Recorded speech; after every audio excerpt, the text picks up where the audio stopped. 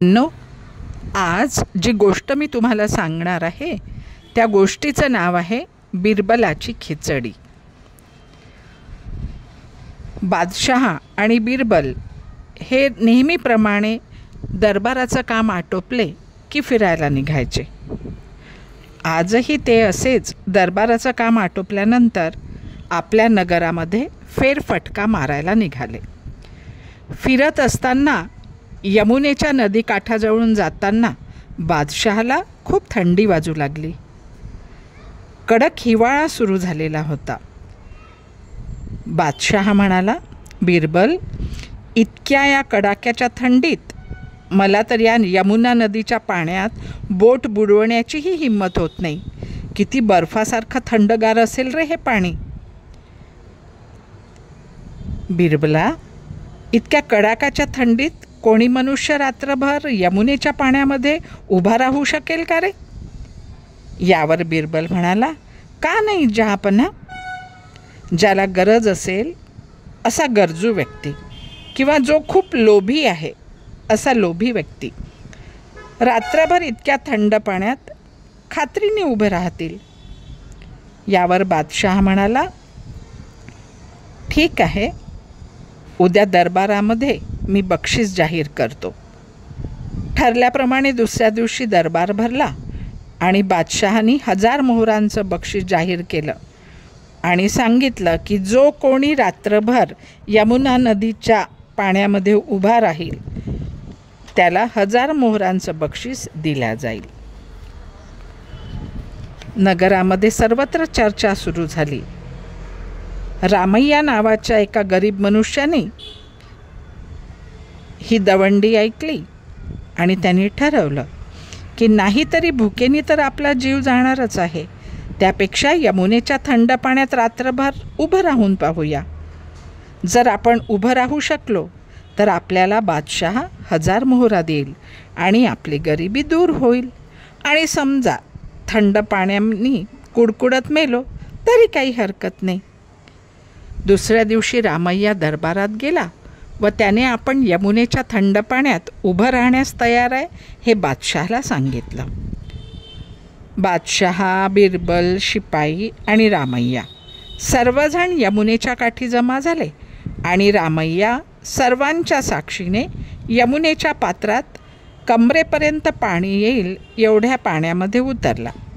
रामय्याच्या निगराणीसाठी बादशहाने शिपाई पण तैनात केले आणि थोड्या वेळाने बादशहा आणि बिरबल घरी निघून गेले. जसजशी रात्र चढत गेली तसे तसे यमुना नदीचे पाणी अधिकच थंड होत गेले. रामय्याला तर खूप थंडी वाजत होती. थंडीमुळे तो कुडकुडू लागला. हळूहळू थंडीमुळे सर्व शरीरभर वेदना पसरत होत्या. पण फक्त एकच विचार रामय्याच्या मनात होता की तसंही भुकेने तर आपण मरणारच आहे, तर हा तर प्रयत्न करून पाहूया. रात्रभर 2-3दा बिरबल रामय्याला पाहण्यासाठी येऊन गेला आणि शिपायांची तर तुकडी रात्रभर पहारा देतच होती. एकदाची रात्र सरली आणि सूर्याने डोके वर काढलं. दिवस उजाडला तसा रामय्याला खूप आनंद झाला. 1000 मोहरा आता आपण जिंकल्या आहेत.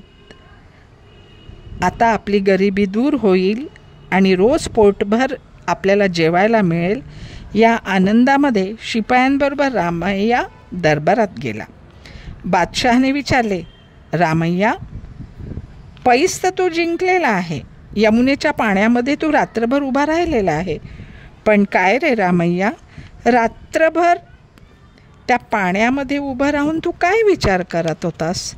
त्यावर रामय्या म्हणाला की मी रात्रभर दुरून दिसणारा तुमचा जो राजवाडा आहे त्या राजवाड्याच्या दिव्यांकडे बघत होतो.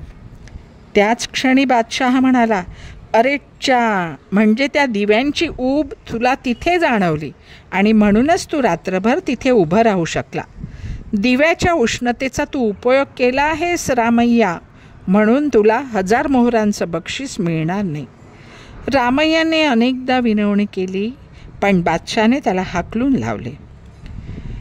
दुसऱ्या दिवशी नेहमीप्रमाणे दरबार भरला, पण आज मात्र बिरबल दरबारात हजर झालेला नव्हता. बराच वेळ वाट पाहून बादशहाने बिरबलाला बोलवायला नोकराला पाठवले. नोकर थोड्या वेळाने निरोप घेऊन परत आला. त्याने सांगितले की बिरबल खिचडी खाल्ल्यानंतर दरबारात येणार आहे. सध्या त्यांची खिचडी शिजते आहे. दुपार झाली तरी बिरबल दरबारात आला नाही. संध्याकाळ झाली तरी बिरबलाचा दरबारात पत्ता नाही. बादशहा खूप अस्वस्थ झाला, रागवला आणि स्वतः आपल्या लवाजम्यासकट बिरबलाच्या घरी गेला. पाहतो तर काय, बिरबलाची स्वारी घराच्या अंगणातच मांडी ठोकून बसली होती. अंगणात 3 बांबू उभे करून त्याच्या वरच्या टोकाला एक मातीचे मडके बांधलेलं होतं आणि त्यात खिचडी शिजायला ठेवलेली होती. जमिनीवर बिरबल वाळलेल्या काड्या जाळत बसलेला होता. बिरबलाची खिचडी शिजवण्याची पद्धती पाहून सर्वजण खो खो हसू लागले. बादशहाने विचारले, हे काय बिरबल, काय करतो आहेस? बिरबल म्हणाला, आज सकाळीच खूप जोरदार भूक लागली होती मला, म्हणून सकाळपासूनच खिचडी शिजवतोय. पण संध्याकाळ होत आली तरी खिचडी शिजतच नाही आहे. बादशाह म्हणाला, अरे बिरबला, मी तुला किती बुद्धिमान समजतो. तू माझ्या दरबाराचा न्यायाधीश आहेस आणि एवढीशी छोटीशी गोष्ट तुला समजत नाही.